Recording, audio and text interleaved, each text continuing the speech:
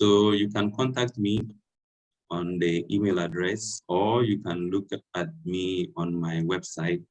There isn't so much on it, but you can have a look at it to see what is there. I've also been a peer reviewer for some journals and conferences as indicated. So let's see what we are able to learn today. So we are going to talk about statistical analysis because wherever that we are, whichever area we are in, we are likely to encounter data. We are going to probably draw some information out of it for decision making. So when we are looking at statistical analysis, we just want to interpret data that we have and present it. When we interpret this data, we analyze it, we are able to identify, maybe there are some trends in it, there are some patterns in it. We are able to identify that. We've now used that knowledge, enable us to do a forecast of what is going to happen in the future, or just to enable us understand the data for our decision making. So in our work, wherever that we are, there is likely to be the case that we will deal with data because statistics is found everywhere. Those of us that are probably studying psychology, we will be employing it in psychometrics. Those of us that are probably studying law, we will be employing it in geometrics. If we go to physics, we will end up using statistics there. Whether we are doing economics, we may end up using statistics there. So we should understand that statistics is found almost everywhere, or generally data is found almost everywhere that we find ourselves in as researchers or as students. So we need to,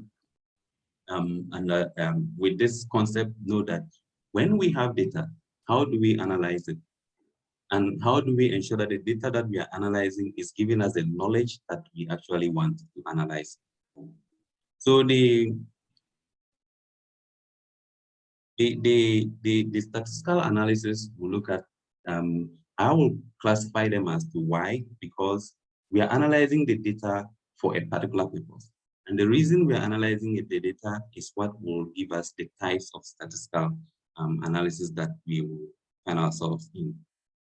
So the first one is what they refer to as the descriptive statistics. And this is the commonest that most of us will use. We just want to use graphs and numbers to sort of represent our data, to sort of summarize the data that we have, so that when we are able to do that, you can easily extract some unique features from the data. You will be able to explain some features just by using graphs and numbers. So for example, we have this data that is shown on the slide. If we look at the data as it is, assuming it is in Excel, we will not be able to determine just by visually looking at it that this is how the data is composed of. But if we decide that we want to use it, plot it as a pie chart, then we will be able to say that, okay, of the data that we have just 24% of all the people picking white as their favorite color. Or of the data that we have 70% composing of males, whilst 30% composing of females. So in the descriptive statistics, we are just trying to describe the data, and the techniques that we will be using mostly are the mean, the average, variance, standard deviation, and what have you. The next reason why we will want to analyze data is because we want to make some inferences from the data.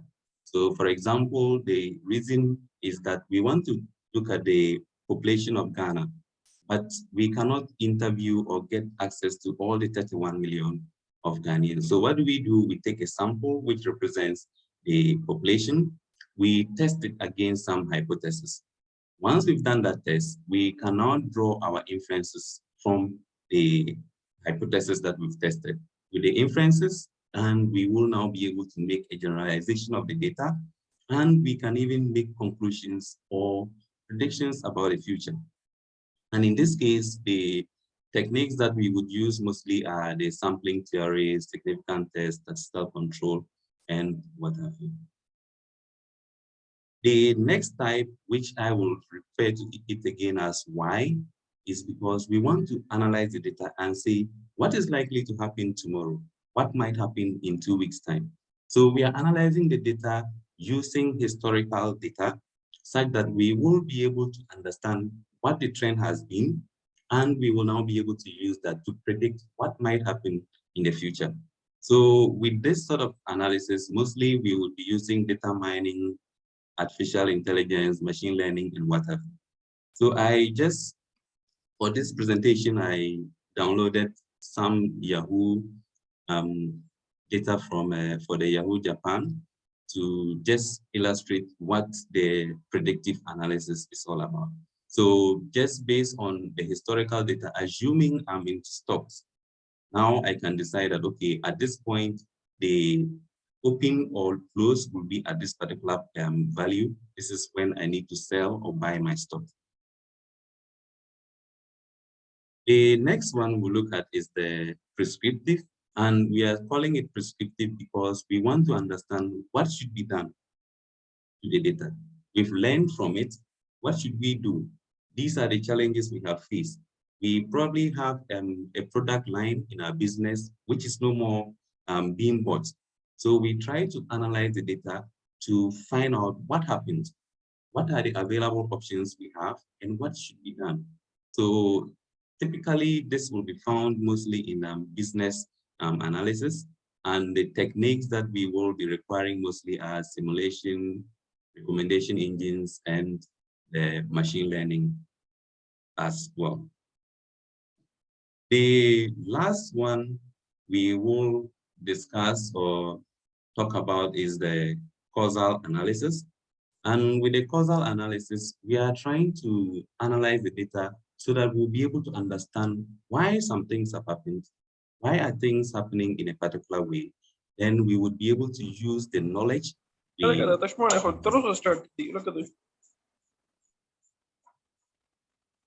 that we'll be able to use the knowledge we have gotten from the analysis to make some decision making. So in causal analysis, we are trying to identify the root cause of problems. We are trying to understand what will happen if we do something to a particular variable. So this is one area in data science that you would find mostly when it comes to causal root discovery with regards to cancer treatments. So they try to modify a particular gene or mRNA to see what is the effect on another one. So if this is going to be the effect, if we apply this drug to a particular patient, how will the patient recover, or what will be happening to that patient? So those are the types that we are supposed to understand on the statistical analysis. So I will just quickly go through some ways that we will be able to use to determine which statistical test we should use. And after that, we will go to the data visualization to see how I'm able to convince you. So before we look at the statistical test that we can rely on, we need to understand the concept of a variable. And when we are talking about a variable, we can have it as either an independent variable or the dependent variable. So the dependent variable is basically just the outcome, whilst the independent variable, that is what we are manipulating to get the outcome that we are looking at. So these variables, whether independent or dependent, could be either quantitative or categorical. And if it's quantitative, we are looking at numbers. And in this case, the quantitative could also be continuous or discrete. So with the continuous, we are looking at variables that we can divide into smaller units. For example, the height of human beings. We can have a particular minimum to a particular maximum, but we always have a human being probably of a particular height within the group. If it is discrete, it means we cannot divide them into smaller units. They are fixed. So we cannot say at the moment in the meeting, we cannot say we have 79.5 people. We only have 79. We cannot say we have 3.5 pages in our book. So if the variable, however, is categorical, it means we are referring to groups. And when it is grouped, or we are looking at the groups, we can consider the variable as either ordinal, nominal, or binary. So with the ordinal, it means that the groups are in a way ordered. So we have first, second, third, or the steady levels where you go to undergraduate, postgraduate, master's, PhD, and what have you. If it is not ordinal and it is nominal, it means we are looking at groups that we are not so much concerned about the order. It's like the gender of humans, you could be male or female, or the eye color, or the color of your hair, or your favorite color. We don't order these ones, so it is nominal. Otherwise, it is binary, where we are looking at just two outcomes where we have either yes or no, 1 or 0 or 1, on or off, up or down. So these are what we need to understand before we will be able to determine which statistical tests we can use to analyze our data. So to do that,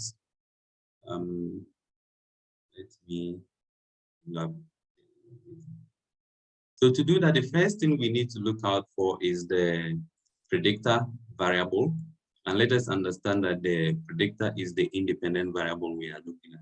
So we first need to find out what is our predictor variable. Is it categorical or quantitative? If it is categorical, then we need to find out what is going to be our outcome variable. If the outcome variable, again, categorical or quantitative. If it is categorical, then we are using some sort of a non-parametric test, which includes the Kruskal-Wallis, the Mann-Whitney's, and those tests. And that is because we don't want to take in so many assumptions. The parametric tests, they are assumptions that the data is normally distributed. So with the non-parametric, you're looking at very fewer, assumptions. If the data on the outcome variable, on the other hand, is quantitative, then we need to look at the groups that we are doing the comparison with. If we are just doing the mean comparison test, if we are doing it on just two groups, then we are going for the t-test to enable us to do our statistical analysis. If we have more than two, then we are going for the check to see how many outcome variables do we have. And if the outcome variables are 1, then we look and pick the ANOVA.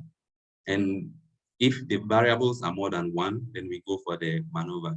So the ANOVA is just to enable us analyze the mean, the variances, if we are looking at one outcome variable. But with the MANOVA, we are looking at multivariate analysis of the variances in the data that we have. If on the other hand, this data is, the predictor variable is quantitative, then we again need to check what is going to be the outcome variable. If the outcome variable is quantitative again, we need to check how many predictor variables that we have. How many variables do we modify to get the output? So if it is just 1, we are going for our simple linear regression. If it is more than 1, then we are going for multiple regression. On the other hand, if the outcome variable is categorical, we simply just pick the logistic regression, and we will be able to apply that on our data for our knowledge discovery.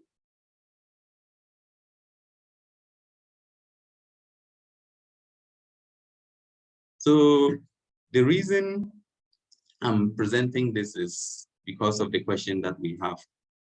And the statistics that we do lie. Can it mislead us? Can it misinform us? So I'm trying to see how best I can convince you that before you do any statistical analysis, analyze your data, visualize your data, explore your data. Who believes statistics doesn't lie?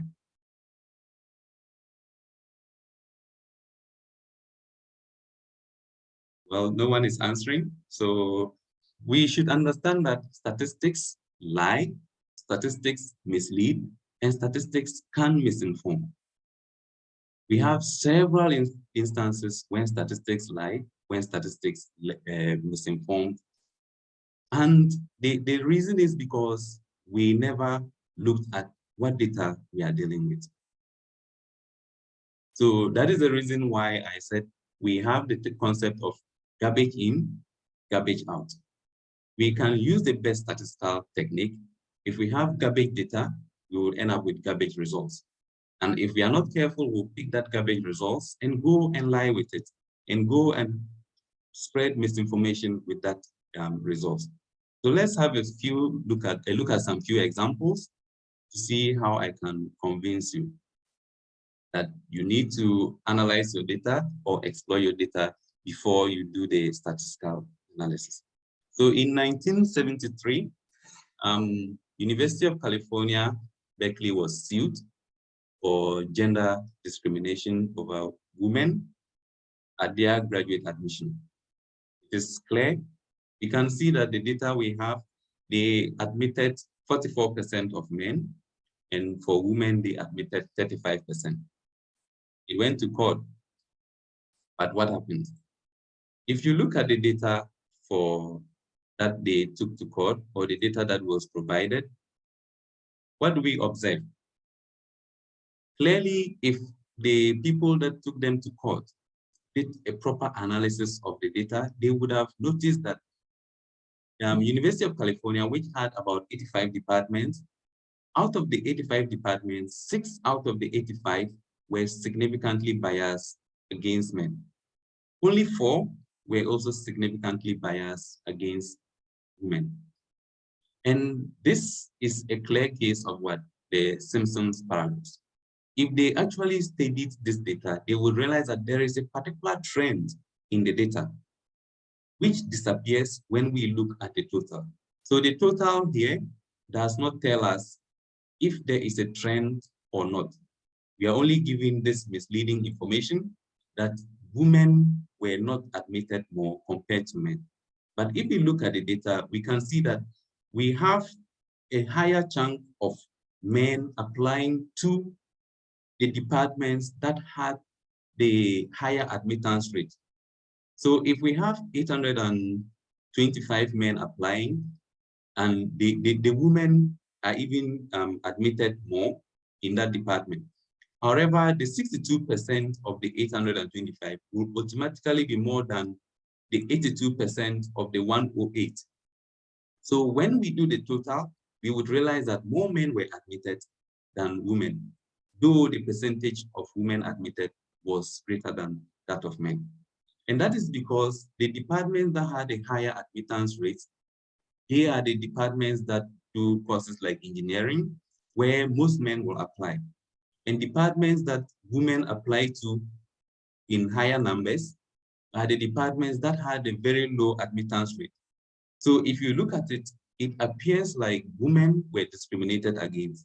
But in reality, it's just because we did not study the data to actually see the trends that were in that existed in the data. Another case of statistics lying is the concept that some people came up with, that if you have COVID, it's better to be in country A over country B. I'll not mention the names of the countries for some specific reasons.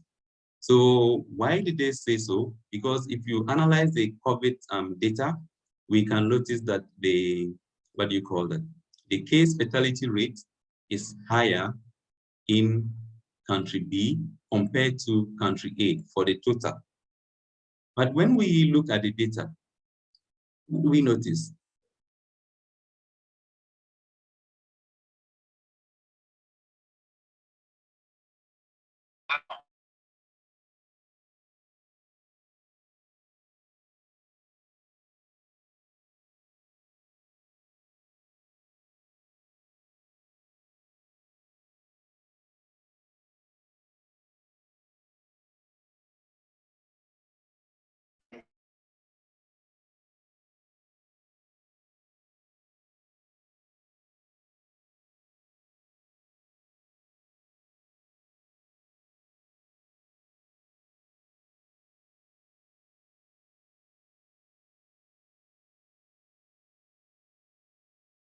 Please, we cannot hear you. Did you lose me? I think it just reconnected. Yeah, I think we lost you for a moment. Unfortunately, I'm in Ghana, so you need to endure it. Yeah. So, So when you look at the data, in total, it tells us the country A is better to have COVID in country A compared to country B. But if you look at the age demographics, we notice that if you have COVID in country A, you are more likely to die compared to what? Country B. But when we sum them, the trend which existed disappears. When we sum the total fatality rates and we aggregate it, the trend suddenly disappears and it says, it's better to be in country A compared to what country B. So let me show again. The reason is because when you actually look again at the population demographics, what is the reason? In country B, they have more elderly people that compared to country A. So if we have maybe 2 million elderly people that are older than 80 and above, if we take 2% of that, it will automatically be more than a population that has a very few quantity of amount of elderly people. So that is the reason. Though we have just about 13% case fatality for those greater than 80, when we take 13% of this high, let me bring the marker. When we take 13% of this, it will automatically be more than when we are taking the 14.1% of the blue line that we have here. And that alone sort of overshadows the trends that we have in the data. So if we do not analyze the data, we would rush to say, oh, if you have COVID-19, go to country A, you will survive. You go to country A and you die because you probably more than 80 years, and we know that survivability rates of the COVID is lower as you age. So this is a clear-cut case where statistics misled. There was also the case of Colgate. They came up with the idea that 80% of dentists recommend their toothpaste. But when they brought up the advertisement, there was a backfire because people said, how do you show that? When they brought the actual data that they used, then it was detected that, what did they do? They gave the dentist toothpaste to recommend any that you want. And it is actually true, 80% of dentists recommended Colgate.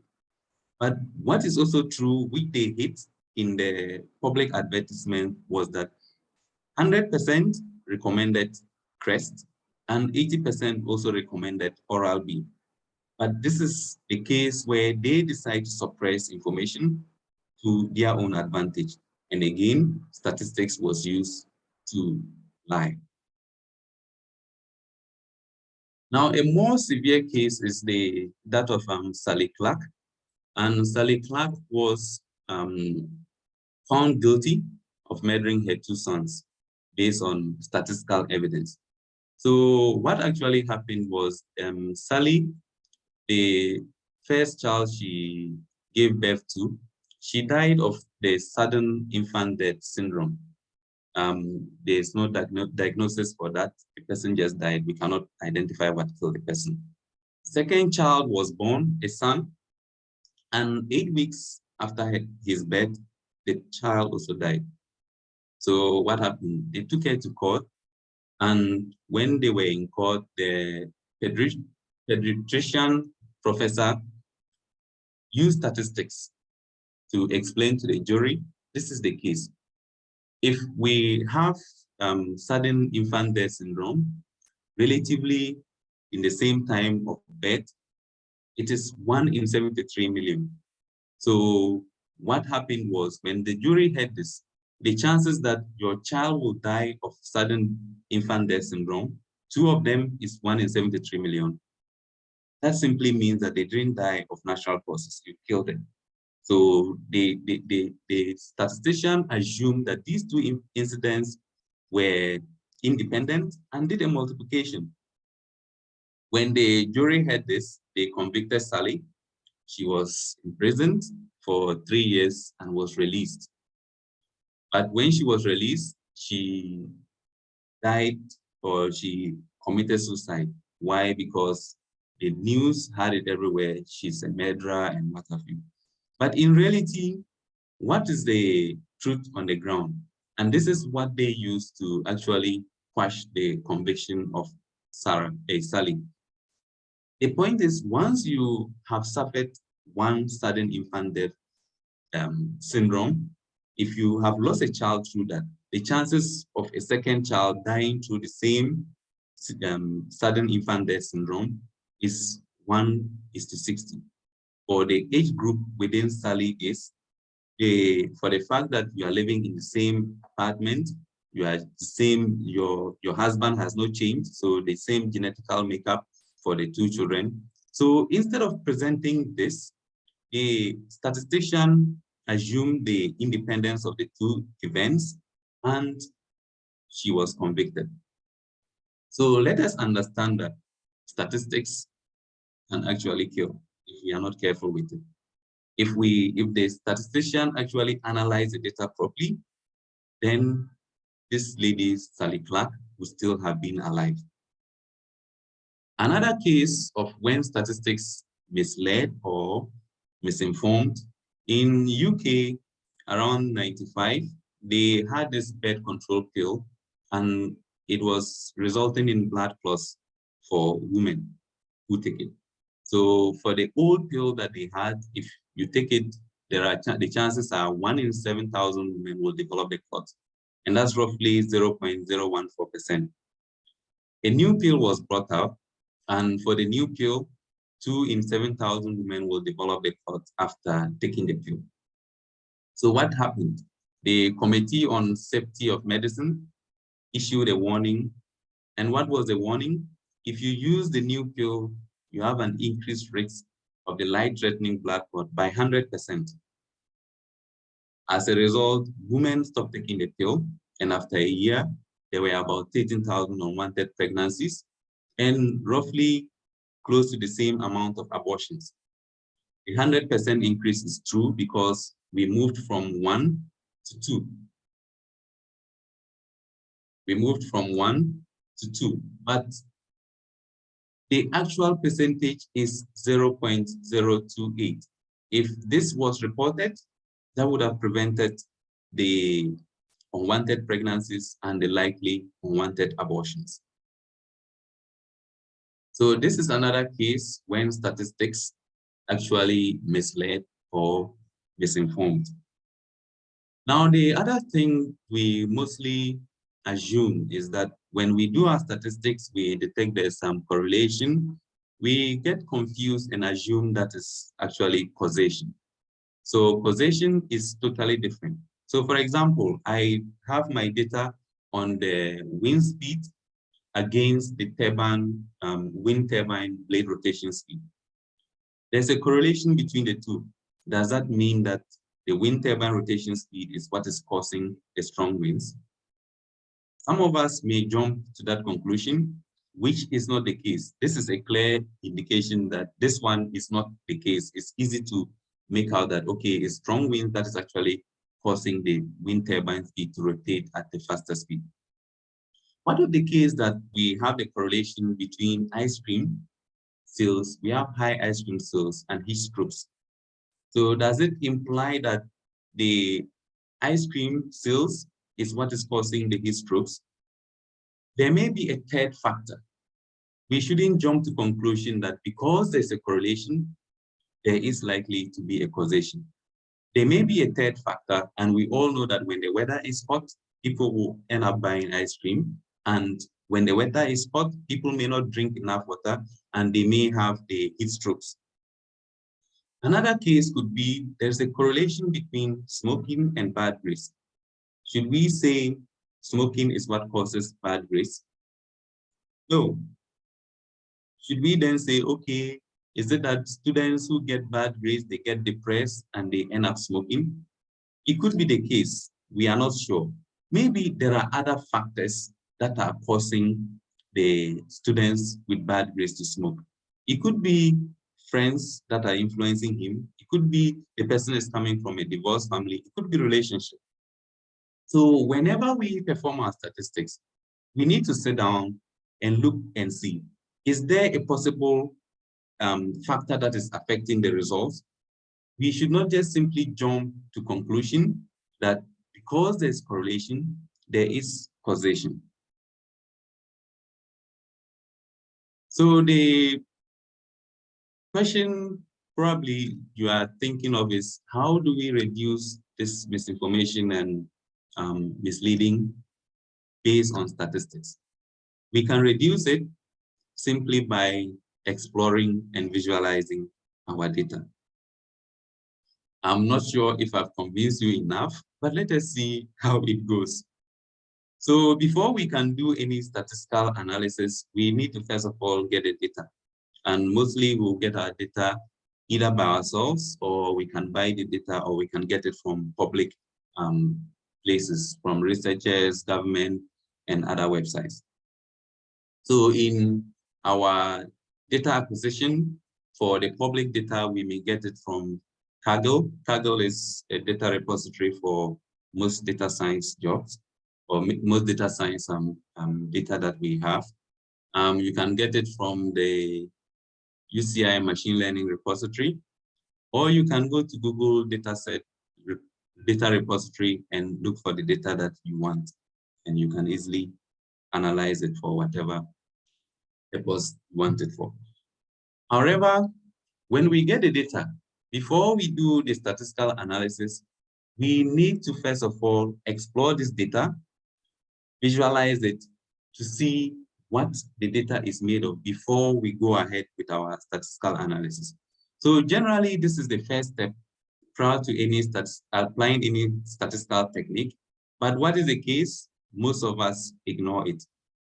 We don't consider it. We get our data and we perform our statistics. This is the variance, this is the mean, this whatever, we plot out, we do our analysis and we present it. It is very wrong. We may end up returning some results which are not helpful. We saw the examples where statistics brought about so many unwanted things. So we need to explore the data. When we explore the data, we will be able to preview the key insights from the data.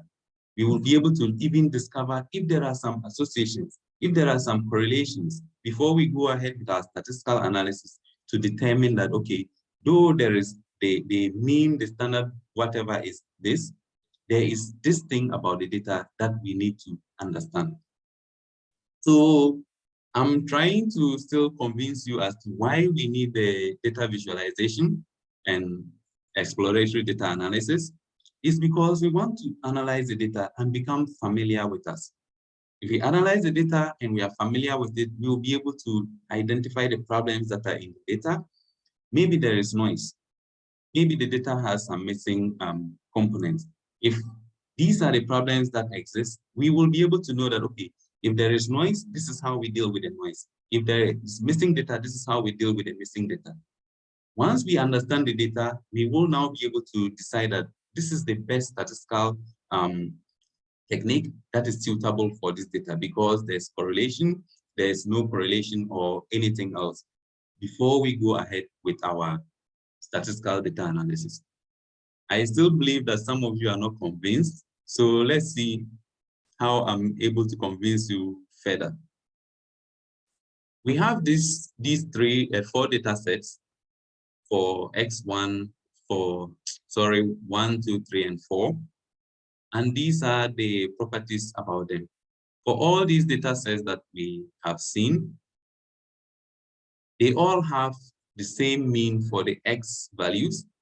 They have the same variances for the X values, the same mean for the Y values, all the way to similar coefficient of determination for the linear regression. They even have the same linear regression lines. So does that mean that these data, they are identical?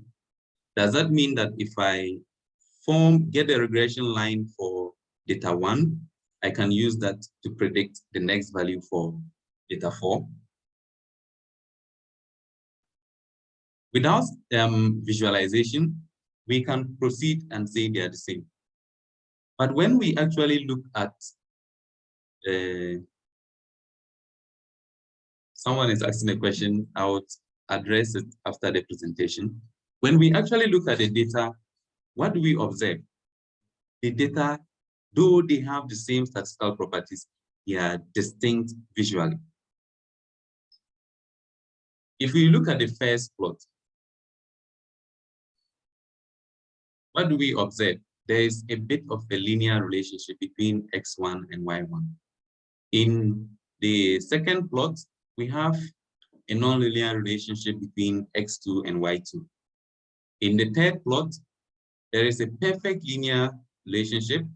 However, we have one outlier in the data. And in the fourth data, we have one point which has a particular high value, causing the high correlation and making all these data look similar. So can we say, because they have the same statistical properties, the technique that is applicable for this data, I can use it on that data?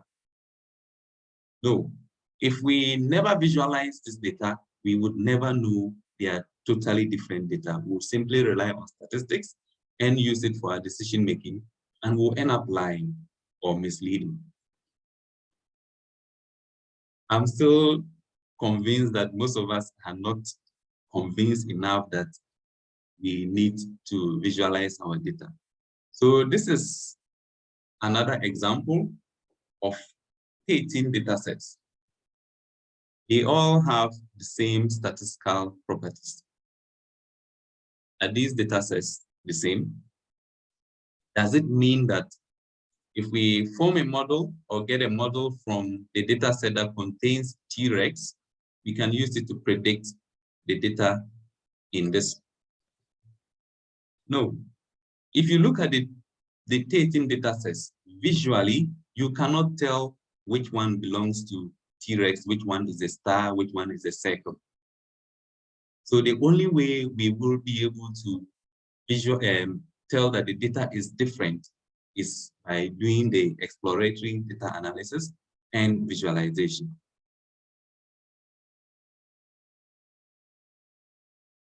So if those examples I gave are not enough, let us continue with further convincing. When we get the data that we get in the real world, it may have issues. The data may have missing values.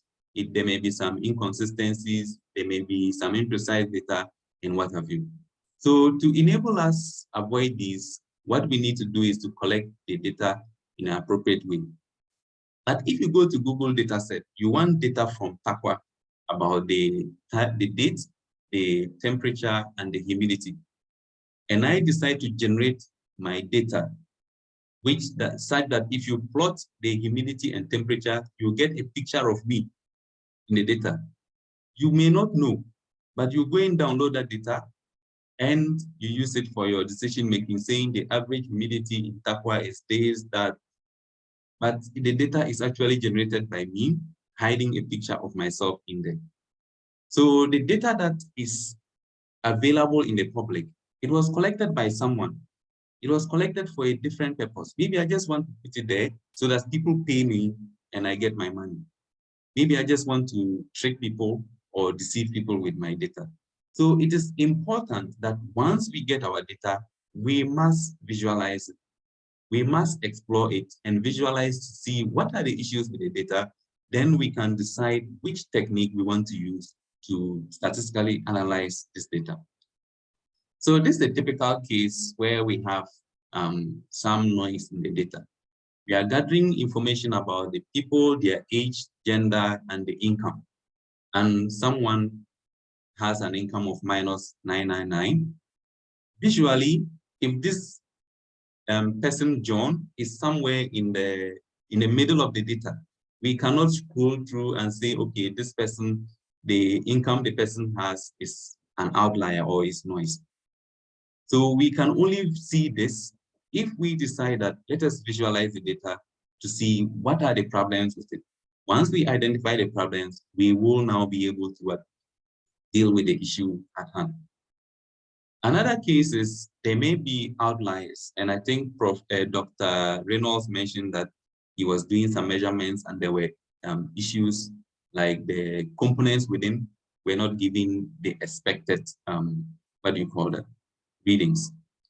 So there may be the case that you are taking the temperature and at a particular point in time, the temperature just logs into your database.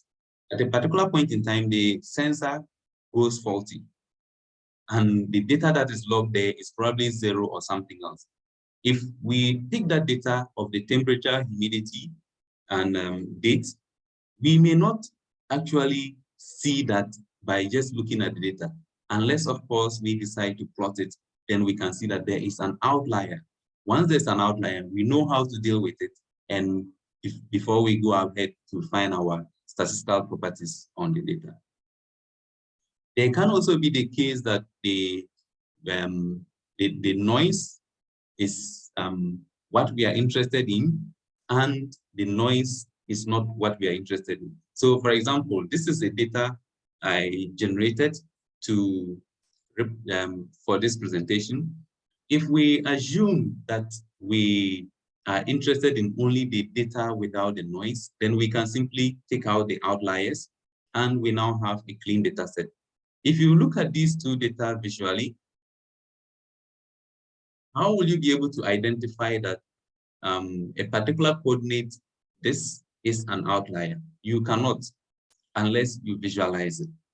So once you visualize, you can decide to now deal with the outliers by taking them out, or you rather take the inliers out. So as I mentioned in the line plot, the reason we may have the noise in our data is because the equipment is not working properly, or the data was entered incorrectly, or the data was entered twice. So if we have noise, how do we deal with it? So the noise in our data, mostly they refer to them as outlier. And the outlier basically is just something we've observed, which is totally different from the other observations. So the outlier in some cases is noise, and that is what we don't want. So we can take it away.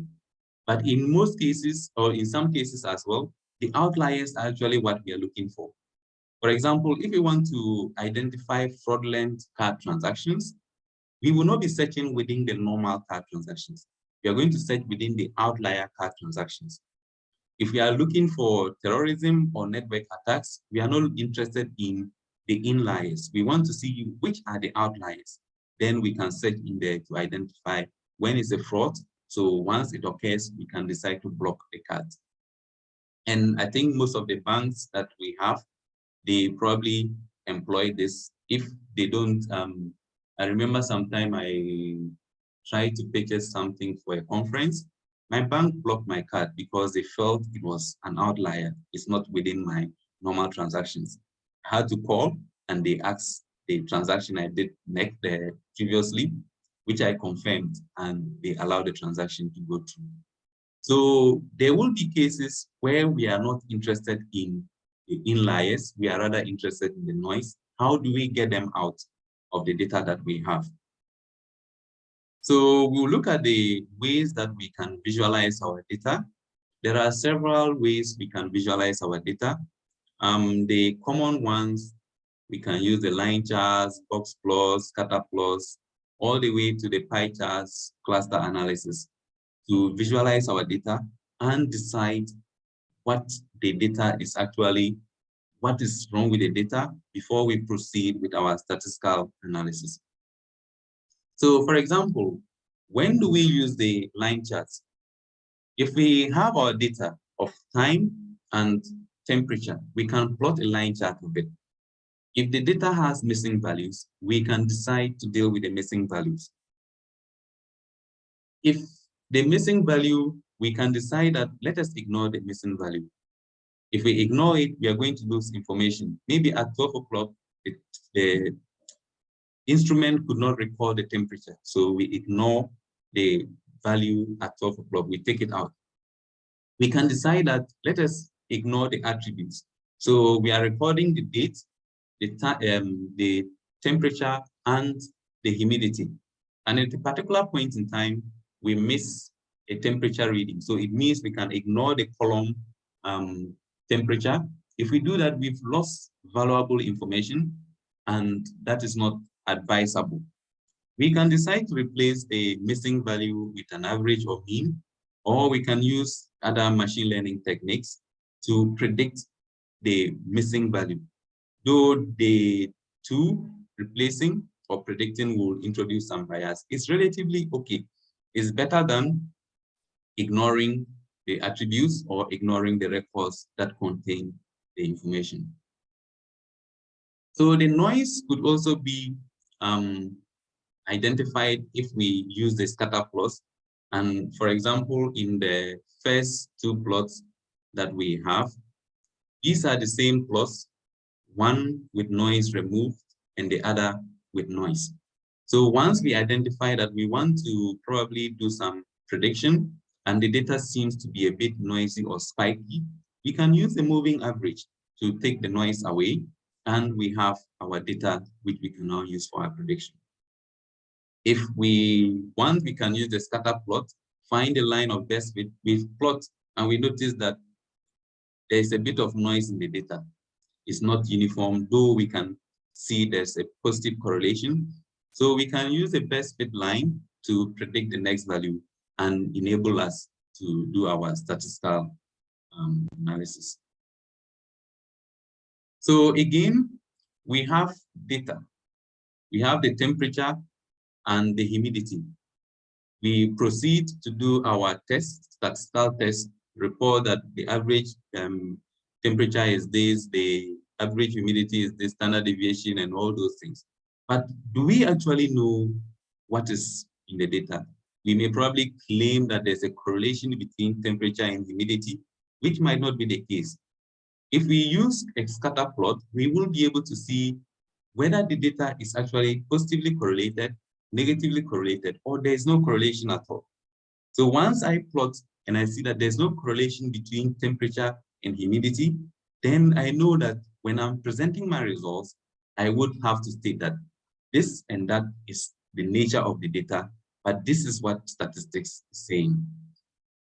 If we don't plot this and you look at the data visually, we will not be able to see that. So again, we can use a scatter plot if we want to visualize our outliers quickly. And as I mentioned, we can remove the outliers if that is going to affect our, what do you call that? Our decision making. So for example, assuming we are looking at the case of the human body temperature after taking the COVID vaccine, there may be some group of people who behave similarly or have similar temperatures after taking the COVID vaccine. Maybe those are the ones we are interested in. We take that and analyze to decide that, okay, maybe the medicine is affecting them in a particular way. So we make our decision based on that. If we take the entire database and we decide that we'll analyze it as it is, there are some outliers, some people who behave differently. We use that, it affects our decision making. We say everybody is normal, let's continue with the same vaccine. And it turns out that these outliers are actually dying because of the vaccine. So that is what we should understand when it comes to a visualization. So the another one we can look at is what they refer to as the cluster analysis. It can also help us to quickly visualize groups in the data using just some clustering techniques. So maybe we want to see those people who behave similarly. Then we deal with those people. What are the statistics regards to the people who react this particular way to the medicine? The people who react that particular way to the medicine. Now, those that don't belong to any particular class, we can decide that let us deal away with them. We can delete them, or we can also separately analyze them for whatever knowledge that we want to get. So I think probably I've been able to get some of us to believe that we need to visualize our data before we do any statistical analysis on them. So there are some tools that we can use to visualize our data, but let it be clear that I wasn't paid by any company to do this one. And there are so many tools which I will not be able to mention all. So if yours is not among, don't say, I don't know of it. So we can use so many tools in visualizing our data, from Plotly, Power BI, Zoho, Excel, Google Charts, chat blogs, and what have you. Depending on which one you are conversant with, use that. We can also use data tools such as the Orange, Data Wrapper, Tableau, and what have you. Now we should understand that some of them are free, some are not. So that in a way will decide which one we are going for. And as a student, depending on the university you are in, most of them may be available to you, even if they are not free. So I use Orange if I want to do my visualization, because it is free and it is very easy to use. You don't need to write any codes. You just drag and drop. You can save your visualizations as pictures or reports for whatever purpose you want. So the reason I'm using Orange is because a friend some time back gave me data to analyze. He told me he will not tell me the description of the data, what it's meant for. I should just tell him what I can. So I quickly looked for, I didn't want to write any programming codes to present results. So I looked around and this is what I found. And when he came, the results I gave him was meaningful to him. And he said that he now explained to me what the data was. So if we have time, I will quickly illustrate how we can use Orange for some of our visualizations to identify the outliers as well. If we don't have time, I will not talk much on that. Now, since we are looking at... I think we have about 3 minutes, but we can add a little, maybe about 5 more minutes. So maybe you can have about 8 minutes. Okay. So since we are talking about, what do you call that? Academic excellence, the first presenter talked a lot about the publication. So I wanted to take this one off if he talked on it, but he brushed some of them. So I'll talk a little bit on it. So we have our data, we've analyzed, we've done our statistics, we know the nature of our data, we have our statistical results. How do we present it? That in a way can help us with our academic excellence. Mostly we present our data from what you call that, the analysis we do. We can present it as text, we can present it as tables and graphs.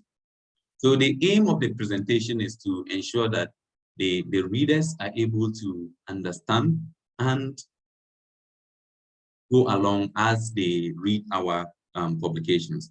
So the text, tables, and graphs, they are powerful tools that we can use to present our data. They can help us help make our articles very easy to understand. They can attract and sustain the interest of readers as they read our work. So if we are not able to present this data well, in the long run, we have valuable information, but because we cannot present it, then the reader doesn't, our work is not appreciated by others. So the first way of presenting, which is the text, is the main method that we use mostly if you want to explain results and what have you. So for example, I just put this example there to illustrate a way that we can present data in the form of text. So we did an experiment and we realized that there was this percentage in 2016, another percentage in 2017. We can simply represent this in a form of a text or paragraph. If we plot this as a graph, it's only going to occupy a lot of space and the information will not be conveyed to the user. So we should note that when we have our information, we should learn how to present it. If the data that we are presenting is more, then we can say, okay, we cannot use a text. Let us use the table, let's use a graph to present our data so that the readers will actually get the message we want to convey. So we can use the table if we want to present either quantitative, qualitative, and the tables are relatively better if we want to actually focus on some things. For example, if we want to present the data 25 point what have you, if you plot this on a graph, the person will still not be able to visualize it. But when you put it on a table, the person sees the figure that you are dealing with. Additionally, when we look at the tables, we can have different units presented together. Blood pressure, heart rate, number of drugs administered, and what have you. They can be presented together to let the reader understand whatever that we want to present. The only disadvantage here is that when we are dealing with data in tables, the interpretation can take longer compared to if we are dealing with graphs.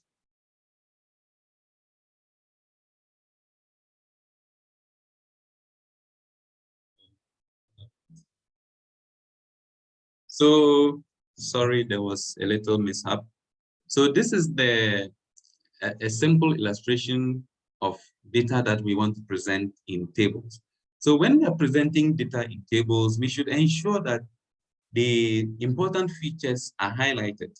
So for example, in the two that we have, if we look at the two tables, if I look at the first example, I cannot tell which one is better. But visually, looking at the second example, I am able to tell that, okay, SBP is better and DBP is the worst one of them. So we should ensure that our data we are presenting, we are highlighting the important features. We can use the heat map.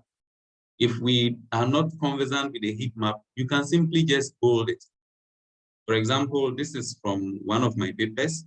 I want to highlight that this is the better method for prediction. So I've put that in bold. So once the reader sees this one, he knows, okay, what is unique about the one that is bolded. So that is one of the ways we can achieve academic excellence if we are presenting our data in tables. Now, let us also understand that if your data is not enough, just replace it with a text. This table that we are seeing, we can simply replace it with the below text. The table is only going to occupy so much space, and the reader may not even appreciate the presentation as a table. Additionally, when we come to the table should be designed such that we read them horizontally, not the other way around. So we can see in this table, for example, if we look at it, we are going to say, okay, what is the runtime? The runtime for this is that. We are reading it vertically. The runtime for that is that. So we are not reading it horizontally. So we should ensure that our tables are designed horizontally so that when the reader picks it, he's able to say, this is what the data is about. So I've reviewed quite a number of papers, and I've seen people make this mistake, and it makes it difficult to read publications, and mostly they will end up being rejected. So we can also use graphs to simplify complex information, and that will be very easy to understand, because when you look at the graph intuitively, it tells you this is what the nature of the data is, and you'll be able to make some meaning out of that. We've looked at this, so I will not talk about that. So I think the person that got in touch with me asked I should present on how to plot some things. I think, yes, I will not be able to do that presentation, but let us understand that for my case, I use LaTeX or MyText, and I was so happy the first presenter asked us to go and learn it. I initially used Excel for my plots, but then Excel plots don't look so beautiful. So I switched to latex. And at the moment, I don't use Word, Office stuff, unless, of course, what I'm given to work on is Word related. Everything I do mostly is on latex. And latex is good because it can help us get very beautiful plots, very beautiful illustrations. So these are from 3 of my papers. Each one is from a different paper, what I have done with latex. So latex is good. You can use it to plot almost everything you want. Maybe not mechanical things, but it is very good. And these are just some few things that look complex, but you can do with latex. And as Dr. Reynolds said, if I pick a paper, I can tell whether it's written with Word or latex. With Word, it's difficult to read mostly. And if I'm supposed to review a paper and it's in latex, I would appreciate it. And you would be able to get your high resolution plots perfectly. So if you want to actually get the academic excellence you are looking for, consider latex or consider learning the latex. So let's understand that the 2 presenters today, you stress on what? Latex. So if we want to present our data with graphs or pictures, we should just make sure that they are high resolution, readable, and they are colored, whether in colored or black and white, we can read them. So we should make sure, as the Dr. Reynolds said, the figures are well labeled. And I'm not going to recommend any software. Whichever one you are good in, use that. Just make sure your pictures are of high quality. But if you are good with latex, perfect. You will not have issues with your plots and your, what do you call it? Graphs. So I will skip this one for now and give you my take-home words. So let's understand that statistics alone is not enough. I can always manipulate the data and you will never detect it with any statistical method. I can give you a data which is a picture of me, and you would think that is the temperature and humidity of where I am. So let's understand that it is important that we visualize our data before we do any statistical analysis on it. You may never know what is actually hiding in your data, unless, of course, you visualize it. Thank you.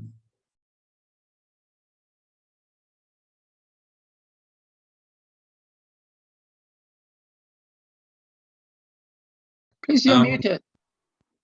Oh, sorry. Thank you very much, Doctor. We really appreciate your presentation. I'm sure we learned a lot from this. As usual, it's time for questions. So please, if you have a question, kindly raise your hand, or as always, you can type it in the the chat section. But if you want to talk, you can just raise your hand and then I will call you to speak.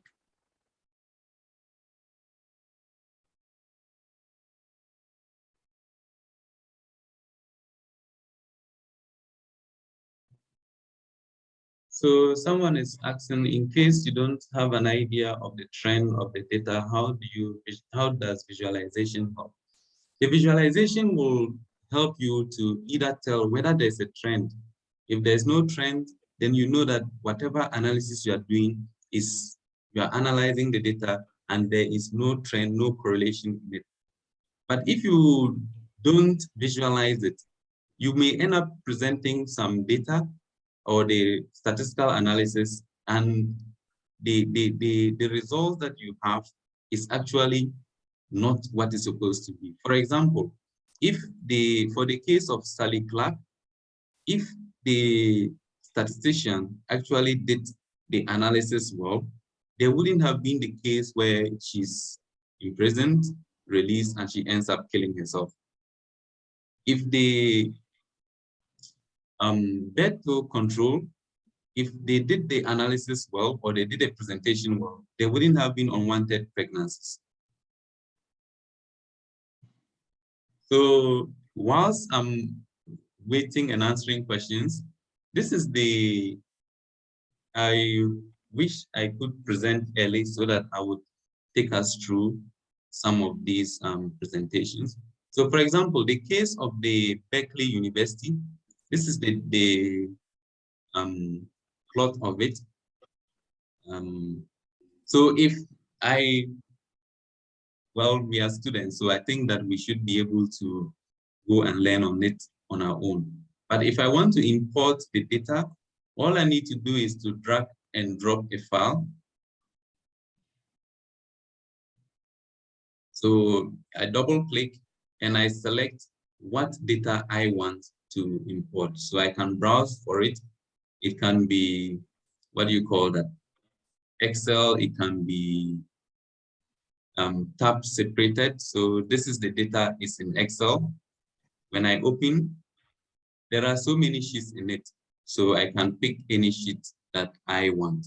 So there's a sheet called Berkeley, and that is the data that contains the Berkeley University, the first example I used with the Simpson's paradox. So I can decide which one I want as a feature, which one I want as a target. Once I'm done with that, I can now just simply drag. And what I want to do is a plot of the data that we have. So I select a line chart. So I'm taking the data as a time series to see what is the relationship between the, what do you call that? The admitted race of males and females. If I visualize that, maybe there will not be the need for me to go to court. So if you double click on it, we can see it has given us two plots. Let me take this one out. So we have the plots of the admitted men and the admitted women. Visually, if I look at it, then I would be able to tell that, oh, the women were admitted more on several instances compared to the men. Then it will tell me that there is probably a particular trend in the data before I rush and jump straight to, what do you call that? Court, that they are biased against women. So if I have this data, I can also, let me just show you the data. It's the same thing that I showed in the, unfortunately, it's delaying to show. I don't know whether my network is the same data that I showed in the slides. So with this, I will be able to tell that, okay, this is the data that we have. I can find the information or the feature statistics. Even with just the feature statistics, we look at the, can you guys see this I'm showing? Because I can't see it on the other, on my other computer that is on the Zoom. Can you guys see? Yes, we can. Can you see anything called feature statistics? Yes. You can see that? Yes, we can. Can you see this that I'm dragging? Yes. Okay, okay, then that's okay. So if you look at the feature statistics of the men admitted versus the women, we may be able to say that, oh, it's not actually true that the men were admitted, there was a bias with the men being admitted or not. Then we will be able to still do further analysis of the data before we go and do the, what do you call them? Before we take the case to court. There is still the, I used one of the data that had, yes, about the missing data with missing values. How do we deal with it? So I will select my file, double click, and I pick the Excel file that I'm looking for that has my data. I will decide to select the, what do you call that? Missing values. There's a sheet called that. So in this case, I'm using X1, X2, X3 to predict the target Y. So this is what I have.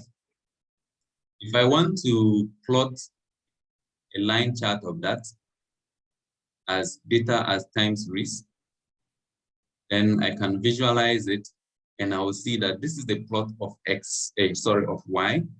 This is the plot of X1, X2, and X3. So here I can see there are missing values in here. I can decide to ignore them, or I can decide to predict it. Again, we have two missing values for X2. I can decide to ignore or predict.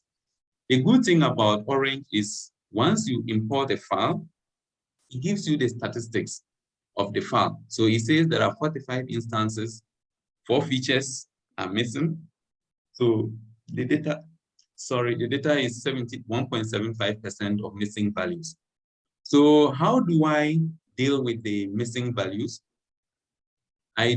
Sorry that there's so much drawing here because I wasn't sure.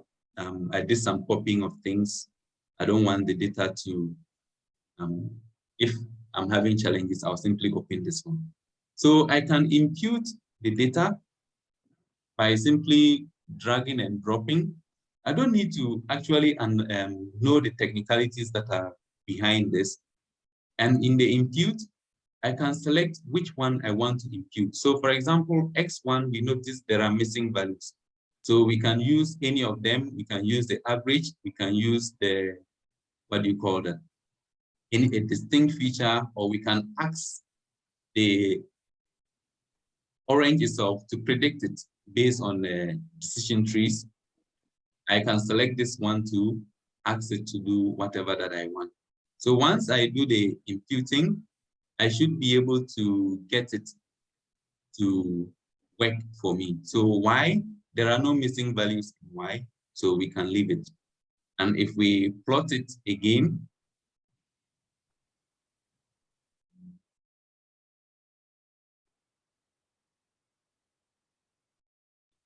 we can see that the missing value which was previously there, let me open the one that has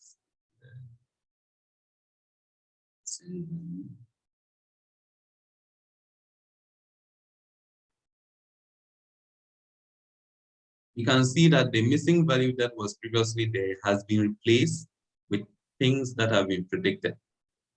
If we look at the other ones, X1, it has also been replaced with something that is predicted. X1, we have a missing value here. So we can even save this data and use it for our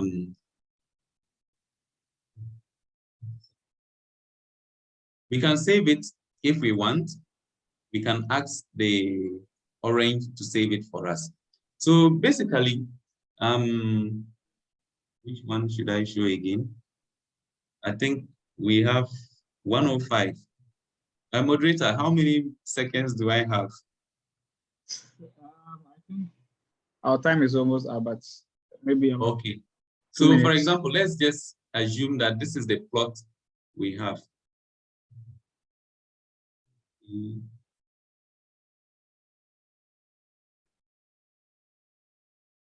I think I wasn't sharing properly, so you probably were not seeing some of these. So I just shared this one. So for example, this is a plot, a line chart we've plotted. We can simply save it as a picture, as a report, whichever one we want, and we can use it for whatever that we want to use it for. So all the illustrations that I did with the, what do you call that, on the slides, I use Orange for that. So I think if you look at this one, I saved it from this presentation. For this presentation, this is where I got it from. And if you want, you can even save the data or paint your own data for whatever purpose you want it for. So I can tell you that Orange is a very good tool. You don't need to know machine learning. You don't need to program, but you can use it to do your prediction. So I think I'm not seeing any questions anymore, but we can learn it if we are interested.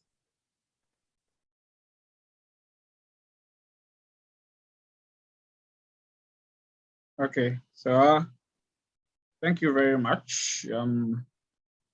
I guess we do not have any more questions, so I'll just give you a minute for any last words from you. Any last word? I think that if we want to have academic excellence, we should not be scared to do some things. We should not be scared to write. We should not be scared to submit our findings to conferences and journals. One of the ways I was able to perfect my most cited paper was to send it as a student to a top ranked conference. Oh, before I forget, let me show you something. Can we see this paper? This paper was published in a very top ranked conference in Australia. It is an A-star, WWW. You know what they did? They didn't implement any algorithm. All they did was to analyze data. It's not easy to get a paper published in WWW. They analyzed sentiments of people against Asians when COVID came. And if you look at their paper, it's all about plots and data. If you read a paper, you will enjoy it because they are very illustrative. So they did not do anything scientific, just visualize it. And the paper has been published in a place that is difficult to get in. No statistics, just visualization. So let's not be scared to try new things. Let's learn, and the collaboration is important. Don't be scared to send a professor an email. I've done that as a student. I was scared that they will not respond, but the person ended up responding, and we've been communicating since 2012. He's currently in China, and the last time we had a communication, they were writing a book, and because I've done some research in that particular area, they asked me to contribute a book chapter. So if I were scared and timid, I wouldn't have gotten that opportunity. So let's collaborate, let's learn new things. Let's understand that the world is changing and our old ways of doing things are also changing. We need to adapt. So learn as much as you can. That is all I can say. And again, thank you for giving me the opportunity to talk to you. I'm of the belief that someone probably will analyze his or her data next time before the statistics. Thank you very much. That was very informative, and we appreciate your presentation very much and the time spent educating us on these things. Thank you very much on behalf of the students of NUGS and NUGS Shanghai and other international students who are also part of this program. So please, we go straight to closing remarks from Alimatu Yahya. Please, are you here? Alimatu.